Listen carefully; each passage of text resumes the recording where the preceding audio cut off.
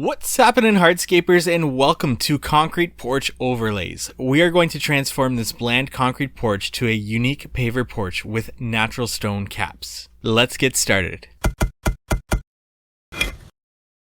What you'll see with this overlay is that we've got our 2-inch natural stone cap installed around the perimeter, and then that is about a 1/4 of an inch taller or higher than our small pavers that are going to be going into the inside. These are actually a little bit shorter than the typical paver that you would see on a front walkway like this. These are 45 millimeter.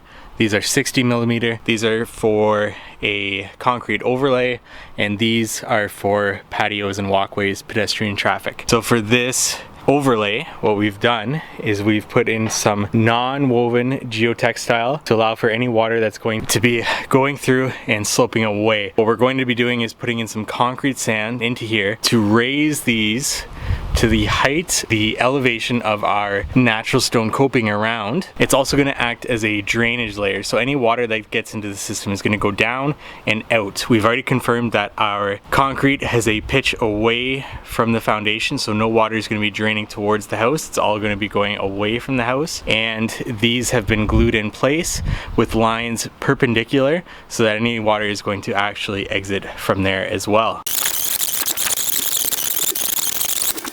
When properly completed, concrete overlays are a cost-effective way to renovate a space for your clients and to add a lot of value to the property. Instead of having to hammer out the concrete to dispose of it and redo the base, concrete that is in good condition can be overlaid with pavers or other natural stone material. When starting any overlay project, we need to make a judgment call on whether or not the concrete slab is structurally sound. This means ensuring that there is a proper slope away from our foundation to allow water that enters the system to move away from the house. Any imperfections, cracks, separations of plus or minus 3/8 of an inch over 10 feet in the concrete slab may mean that that slab is likely to move and the base of the concrete slab was not prepared properly. Overlaying concrete that is questionable will come back to bite you. However, there are products on the market that allow you to address any inconsistencies in the concrete slab, like crack repairs. Still, if you choose to overlay that concrete slab, that work is on you.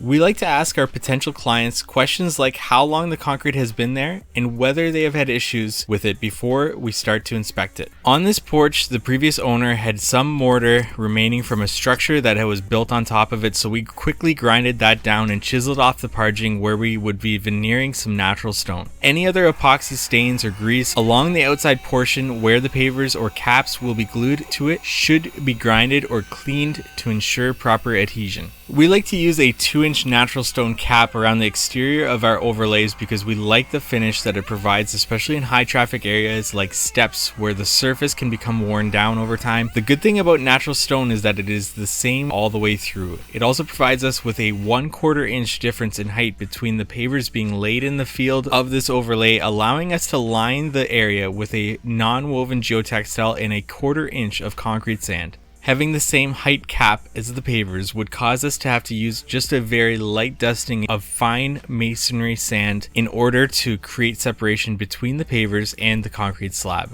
We use a polyurethane adhesive to glue the caps using perpendicular lines to allow any water to run right under the caps and out. If you ran parallel lines, water would be trapped under the caps, causing issues during freeze-thaw cycles and the retention of moisture under the entire overlay system. When adhering these caps, we make sure each piece is in line with one another, level but with a slight pitch towards the drainage area for water to run directly off the caps. The pavers should never be laid directly on the concrete, as this will trap water that enters the system between the paver and the concrete, which will cause issues during freeze-thaw cycles, as well as the retained moisture causing efflorescence issues, which is a mineral deposit in the concrete that shows in the surface of the stone as a white residue.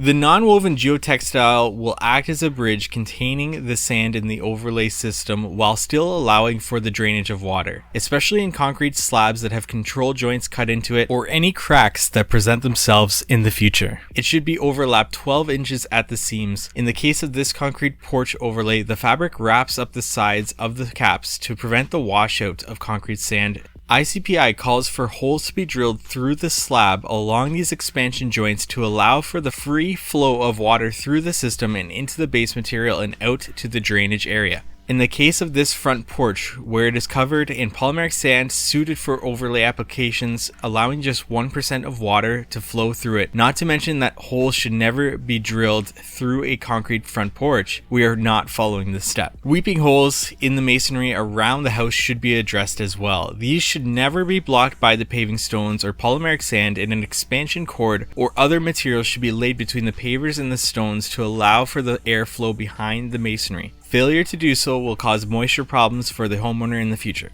When screeding the concrete sand on top of the geotextile, we want to match the slope of the concrete slab from our starting point to our ending point. At the caps, we want to have the pavers be approximately 1/8 of an inch higher than the caps to ensure the water runs off the caps properly. We also want to factor in the final compaction of the pavers after installing the polymeric sand. This will be minimal considering the 1/4 inch screed layer, but still needs to be taken into account. Using the horizontal lines on our level and knowing the height of our pavers, we're able to easily screed this small front porch by eyeballing it. We can then lay our pavers to complete this porch overlay. You'll notice that the black pieces we are mixing in here are slightly lower than the gray. This is because those do not come in the same heights, so we had to cut those roughly and raise them afterwards with additional concrete sand underneath. When installing the polymeric sand for your concrete porch overlay, you'll want to ensure that you are using a polymeric sand that is specified for overlays. The sand gets swept around the pavers, much like any other polymeric sand install, and a rubber mallet is used rather than a plate compactor with a pad or a roller compactor to consolidate the sand to the bottom of the joint. We then top up the sand and do one final pass to consolidate the sand and ensure the sand is 1/8 of an inch below the top of the paver or bottom of the chamfer.